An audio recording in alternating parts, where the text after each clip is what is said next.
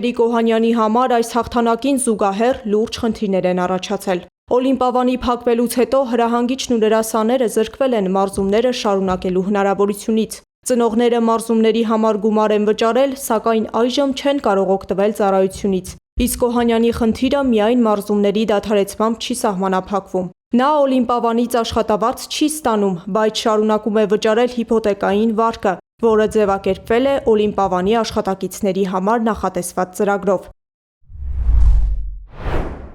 Ինձ չի տվել բանկը օլիմպիավանով, եթե տվել է, որ դուք աշխատում եք, 1,200,000 վարկ ունեմ։ 1,200,000 վարկես տվել է հիմքը օլիմպիավանի աշխատելը։ Հիմա օլիմպիավանը ասում դադարել է։ Շուտ տվեք, արտակուր տվեք, մի բան որոշեք, չգիտեմ, ինձանից փող մի ուզեք։ Ոնց է, հիմա Աստված հերո տանի, երկրաշարժ լինի, ինձանից փող չեն ուզում, չէ՞ տունը որ կապվեց։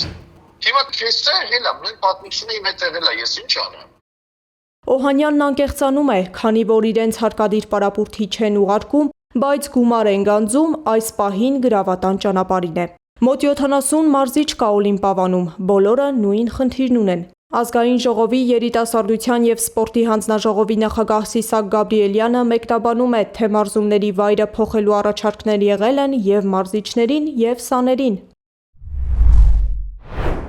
Նախարարությունից տեղեկացա, որ բոլոր խմբերին այլ հաստատություններում մարզումները շարունակելու առաջարկներ արվել են։ Մեծ մասը այս պահին մարզվում է։ Հուսամ արագ կլուծվի բոլոր հարցերը։ Կոնկրետ օլիմպիավանի բացման մասին տեղեկություն չունեմ։ Քերական գործի շրջանակում է։ Առաջին իսկ հնարավորության դեպքում այդ որոշումը կայացնող կառույցի պատասխանատուին կհարցնեմ։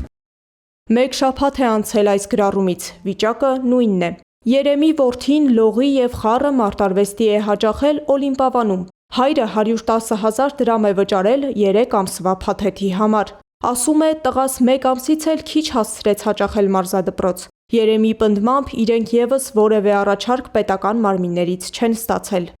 Եթե ստանայինք էլ, ես ընդեղ եմ վճարել, ինձ ընդեղ է հարմար։ Ես աշխատանքից չեմ կարող էլի դուրս գամ տանեմ երեխուն հասցնեմ աշխարհիցերը։ Իմ տանը մոտիկ է, ինձ հարմար է, ես տարել եմ ընդեղ։ Ով պետք է առաջարկեր։ Եթե նույնիսկ պայմանական, ասենք ինչ որ մի հատ հիմնարկ կլինի պետական թեման, ինչ որ բան առաջարկեր։ Ինձ հարմար չէր ելնելու հաստատ, բայց որևէ առաջարկ չի եղել։ Ընդամենը MMA-ի մարզումների դեպքում, քանի որ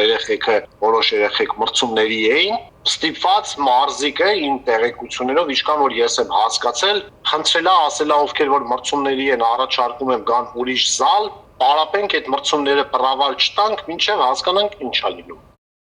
Խառը մարտարվեստի հրահանգիչն էլ հավաստիացնում է, ինքն անձամբ է կապի մեջ եղել մյուս մարզիչների հետ, ով աշխատանք է գտել, գտել է իր միջոցներով։ Ներքին խոսակցությունները, թե սեպտեմբերի 1-ին մարզադպրոցը կբացվի, լսել են և հույսը չեն կորցնում։ Անկեղծ մի ձև եմ պատկերացնում, որ օլիմպիավանի դռները սեպտեմբերի 1-ին բացվի,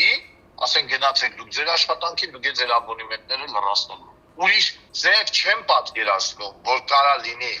Սա ես անունը դրել եմ սյուրպրիզ են անում մեզի, բայց ներքին կարգով հետաքրքրվում եմ, տենց բան չկա, տենց հոտ չի էլ գալի, մոռացեք ասում, գնացեք ձեզի տեղ ճարեք, որտեղ ճարեմ, դակտեշեն 170 երեխուն ես որտեղ բերեմ։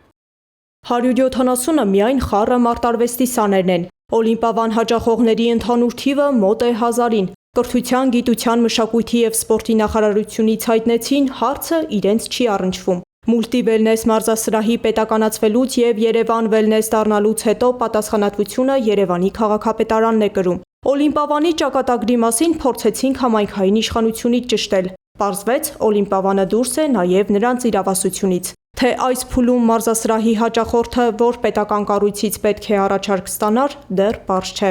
Սեդա Գյուրեղյան, Նոնա Գևորգյան, ABC Media։